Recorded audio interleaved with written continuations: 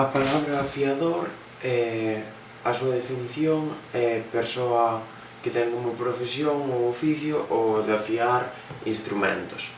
A súa orixe provén do verbo afiar, que a súa vez provén de palabras latinas, como pode ser filium, que significa borde finísimo, e ar, que é unha terminación para facer verbos, usos na actualidade, xa que a día de hoxe o oficio de afiador case desapareceu por completo.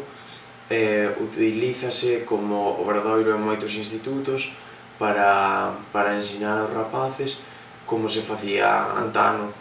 A súa familia léxica é afiado, afiadoira, afialapis e pedra de afiar.